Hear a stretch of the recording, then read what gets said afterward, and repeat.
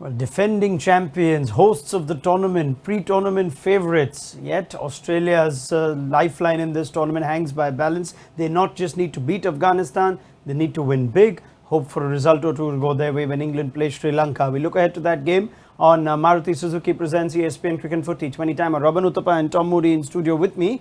It's not just the situation of the group, Tom, where they need to win big. It's also injury concerns that plague Australia. How do you see this one going? Yeah, look, it's a very difficult situation that Australia put themselves in, and they've only got themselves to blame, really, with that significant loss right at the opener against New Zealand.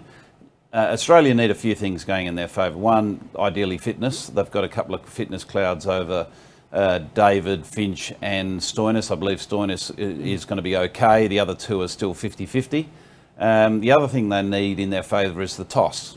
Right. They need to win the toss, and they need to bowl first, and they need to bowl well to be able to bowl Afghanistan out so they can charge that total down in no time. So they can then repair that net run rate and then hope for the best. Hope for the best. Yeah, that's ideal situation, Robin. But let's assume they end up batting first. Then they will be looking to push, get a big score and try and win by 70, 80, maybe even more against Rashid Khan and co at the Adelaide Oval. That's not as But easy. Is Rashid Khan completely fit? Well, assuming he is, yeah, we saw some injury concerns.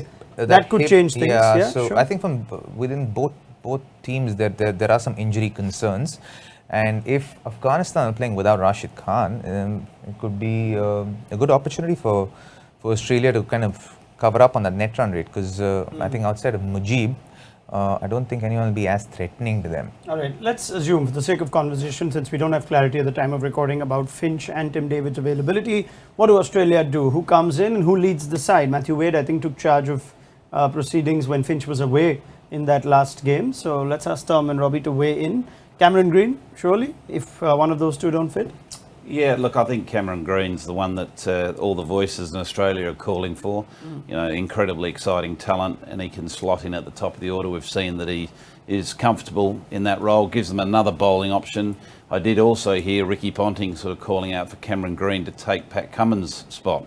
Okay. So, you know, maybe he's got two bites of the cherry, you know, whether it's at the top of the order or taking the ball off Cummins and, you know, lengthening the batting. Do you like that call? Yeah, I don't mind that call, but I've been calling for Kane Richardson as the option for Pat Cummins if they're looking to move Pat Cummins out of the 11. I just think he's more of a complete T20 bowler and fills a couple of critical phases for that team. Robin? Yeah. Steve Smith still there? I mean, we might see a bit of Steve Smith in a big game? No? As in, again, he's one of those guys who I rate very highly for Test cricket and one of the greatest in Test cricket and one-day cricket.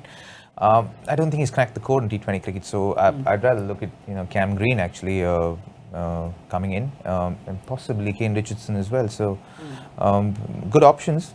I think Cam Green he's a youngster. You need to figure out where you're going to fit him and where he's going to be where he's going to thrive the most. And you want to be able to slot him in those kind of positions. Whether it's instead of Pat Cummins, will he thrive there in that position where he's a bowling all-rounder, or are you going to look to use him as a batsman who can actually give you a few overs?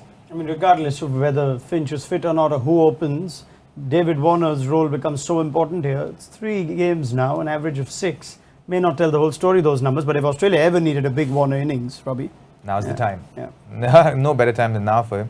And you can't necessarily kind of fault him for the way he's gotten out. He's looked to be positive, showed intent, but it's just been on the wrong side of things in that sense. But a big one's due, hopefully tomorrow for him. And without Rashid Khan, you think David Warner could take a liking to this Afghanistan attack, and what you've said is a good batting surface at the Adelaide Oval, Tom? Yeah, look, absolutely. The one bowler they need to get through is Faruqi with the new ball. We all know he's a potential threat. We all talk about the spin of Afghanistan, but Faruqi to me is also a real threat. All right, thank you very much, Robin Uthappa, Tom Moody. We're both backing Australia to win this, surely. Yeah, yes. All right, then it'll be Afghanistan's farewell from this game, and if Australia can make this win by a big margin, at least they'll keep things interesting for the next day when England plays Sri Lanka. This was Maruti Suzuki presents ESPN Cricinfo T20 Timeout.